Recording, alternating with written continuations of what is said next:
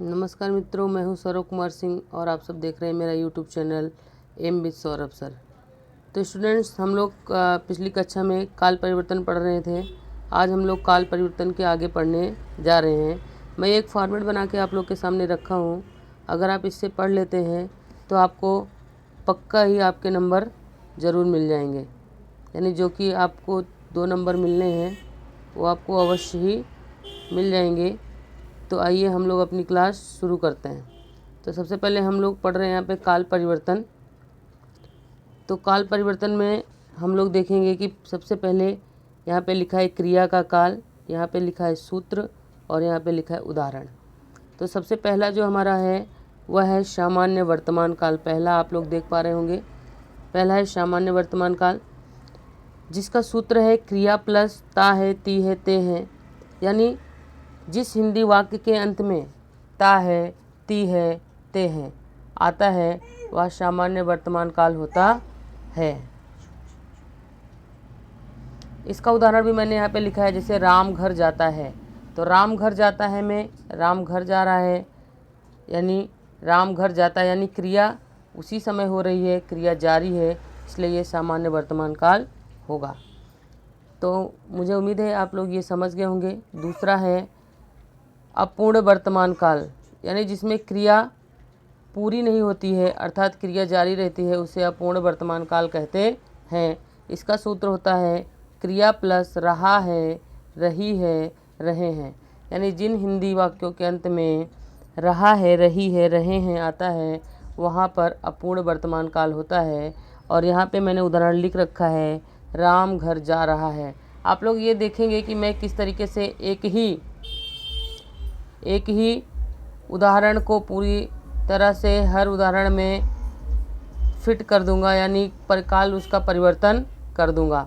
तो आप दूसरा देख रहे होंगे, यहाँ पे लिखा है अपूर्ण वर्तमान काल, क्रिया प्लस रहा है, रही है, रहे हैं। इसका उदाहरण मैंने यहाँ पे लिखा हुआ है, राम घर जा रहा है, अर्थात ये क्या है, अपूर्ण वर्तमान काल। उसके बाद है पूर्ण वर्तमान काल।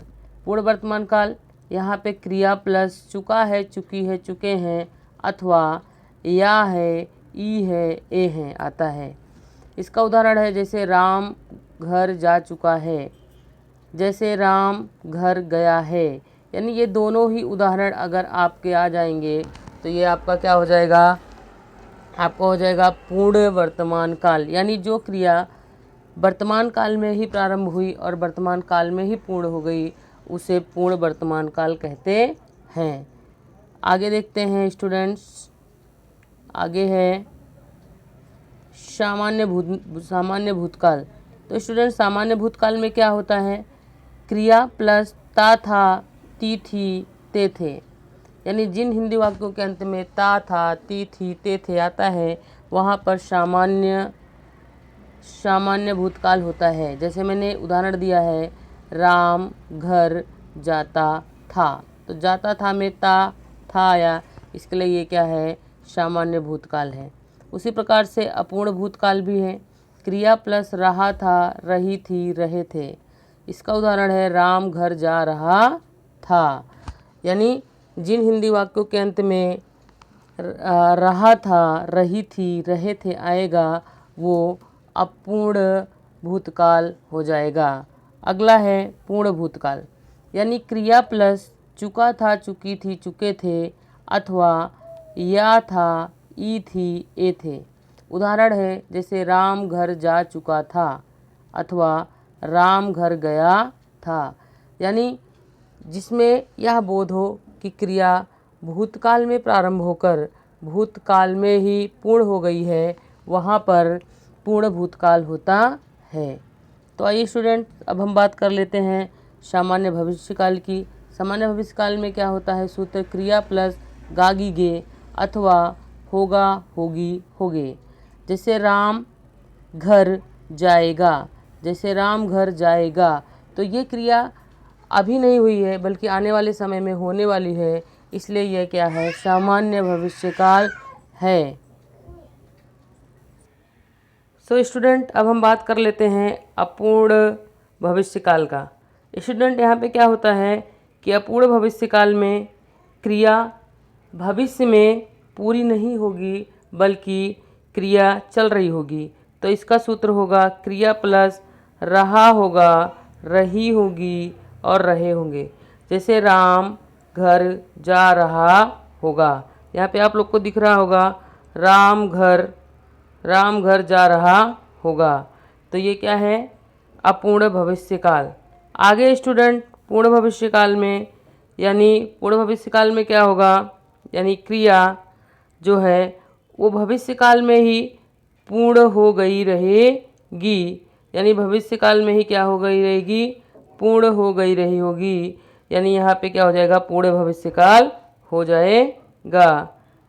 जैसे हम लोग देखेंगे स्टूडेंट्स, यहाँ पे देखेंगे स्टूडेंट्स कि यहाँ पर लिखा है,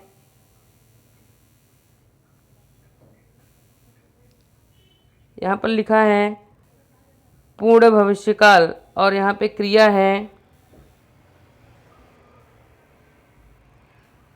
यहाँ पर दिया है क्रिया प्लस चुका होगा, चुकी होगी और चुके होंगे।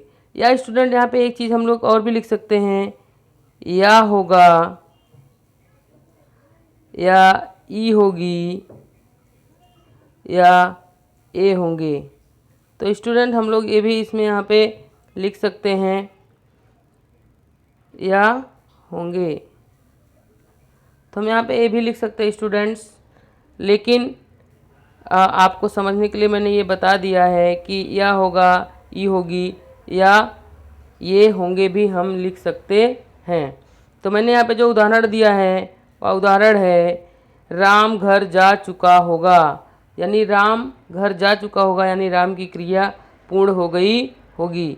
अर्थात जिस क्रिया के रूप से हमें यह ज्ञात हो कि क्रिया भविष्यकाल में प्रारंभ होकर और भविष्यकाल में ही पूर्ण हो जाएगी, वहाँ पर पूर्ण भविष्यकाल होता है। तो स्टूडेंट मुझे उम्मीद है कि आप लोग इससे ज़रूर समझ गए होंगे। आप लोग इसका चाहेंगे तो स्क्रीनशॉट भी ले सकते हैं। अगर आप इसका स्क्रीनशॉट